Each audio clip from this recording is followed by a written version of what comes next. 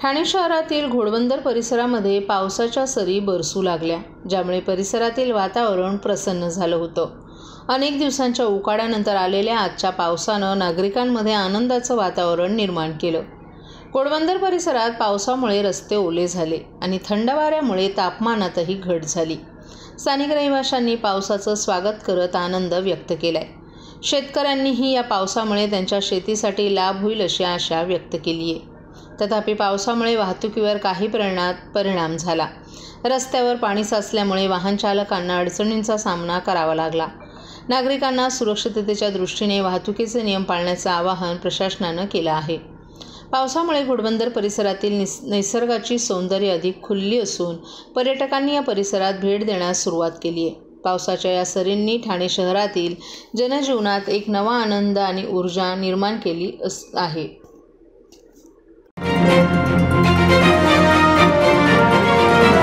सांगितलं. भिवंडी लोकसभा मतदारसंघासाठी उमेदवारी निश्चित करताना राष्ट्रवादी काँग्रेस पार्टीचे नेते आणि आमदार डॉक्टर जितेंद्र आव्हाड आणि राष्ट्रवादी काँग्रेसचे शरद पवार गटाचे महाराष्ट्र प्रदेशाध्यक्ष जयंत पाटील यांनी शरद पवार यांच्याकडे आपल्यासाठी विनंती केली होती की आपल्याला भिवंडी लोकसभेत भाजप उमेदवार कपिल पाटील यांच्यासमोर उभं केलं जावं. भिवंडीच्या जनतेनं आपल्यावर जो विश्वास ठेवला आहे त्याला आपण पूर्णपणे खरा उतरवण्याचा प्रयत्न करू. आरोग्य, टोरंटो आणि शिक्षणाच्या प्रश्नांवर आपण विशेष लक्ष देऊन ते प्रश्न सोडवण्याचा प्रयत्न करू, असंही सुरेश म्हात्रे यांनी जनतेला आश्वासन दिले.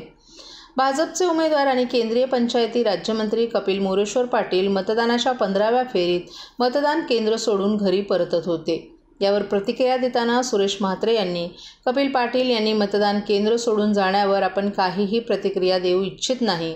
सध्या आनंदाचा माहोल आहोत आणि अशावेळी आपण कोणतेही अपशब्द बोलू इच्छित नसल्याचंही सांगितलं.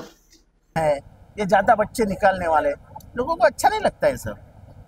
एक चुनाव तुम जीत सकते हो नफरत पे, हर चुनाव पे नफरत नहीं जीत सकते. और यहाँ देश का हिंदू पाकिस्तान नहीं चाहता है. हमें आज़ाद रहने की आदत है.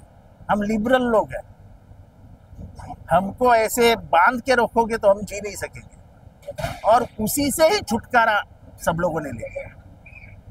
जिस तरह उन्होंने नारा लगाया 400 पार, उस दिन छोटे लोगों को समझने लगा कि अपने गर्दन पे आ गया. उसी दिन उनकी हार तय हो गई थी कि संविधान को बदलना इस देश में नामुमकिन है.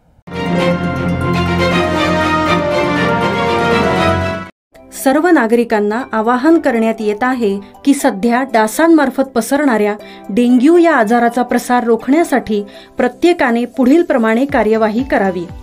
डेंग्यू आजार एडिस इजिप्ती हा डास चावल्याने होतो. या डासांची पैदास साचलेल्या किंवा साचवलेल्या स्वच्छ पाण्यामध्ये होते.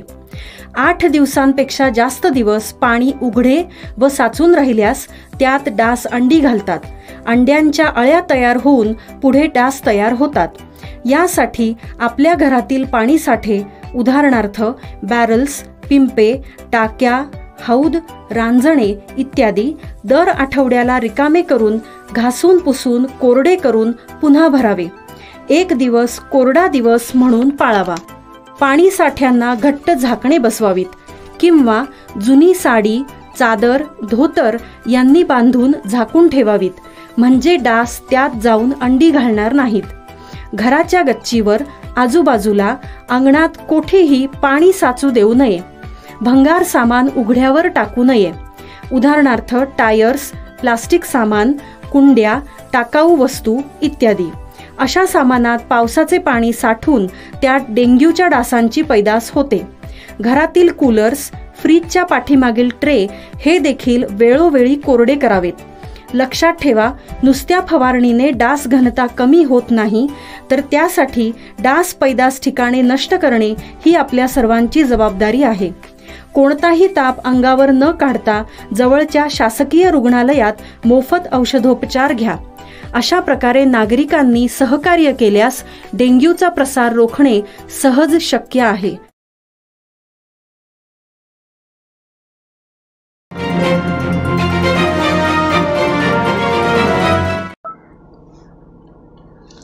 आम्ही नेहमीच विकासाचं राजकारण केलं आणि यापुढेही करणार आहोत, परंतु काहींनी संविधान बदलणार असा अपप्रचार करून संभ्रम निर्माण केला.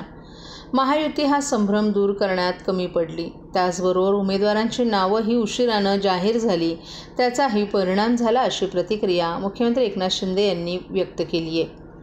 ठाणे मतदारसंघातील शिंदेसेनेचे उमेदवार नरेश मस्के विजयी झाल्यानंतर पत्रकारांशी बोलताना मुख्यमंत्री यांनी मोदी तिसऱ्यांदा पंतप्रधान होणार असल्याचं सांगितलं.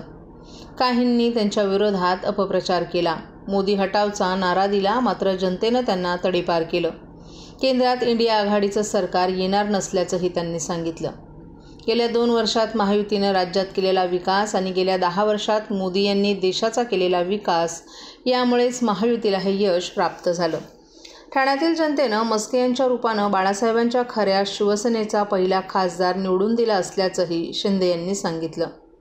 ठाणे हा शिवसेनेचा बालेकिल्ला राहिला आहे.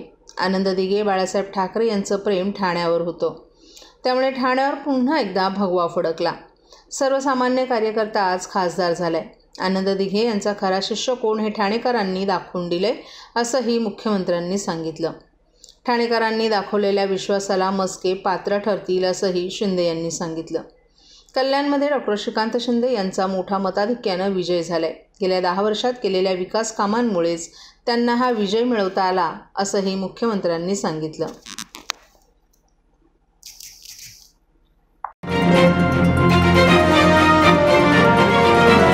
निवडणुकीच्या मतमोजणीला मंगळवार सकाळपासूनच सुरुवात झाली. शिवसेना महायुतीचे उमेदवार डॉक्टर श्रीकांत शिंदे यांनी प्रतिस्पर्धी शिवसेना उद्धव ठाकरे गट महाविकास आघाडीच्या वैशाली दरेकर यांच्याशी लढतीत पहिल्या फेरीपासूनच 10,000हून अधिक मताची आघाडी मिळवत आपली विजयी घोडदौड सुरू ठेवली होती. 16व्या फेरीतील डॉक्टर श्रीकांत शिंदे यांनी उभाटाच्या वैशाली दरेकर यांच्यावर 2 लाखांची आघाडी घेत आपल्या विजयावर शिक्कामोर्तब केलं. यामुळे शिवसेना महायुतीचे कार्यकर्ते आणि शिवसैनिकांनी मतमोजणी केंद्राबाहेर गुलाल उधळत विजयाचा जल्लोष साजरा केला. डॉक्टर श्रीकांत शिंदे यांनी मतमोजणी केंद्रात येऊन मतमोजणीसाठी नेमलेल्या आपल्या पदाधिकाऱ्यांशी भेट घेत विजयाचा आनंदोत्सव साजरा केला. तर मीडिया सेंटरमध्ये येऊन पत्रकारांचीही त्यांनी भेट घेतली.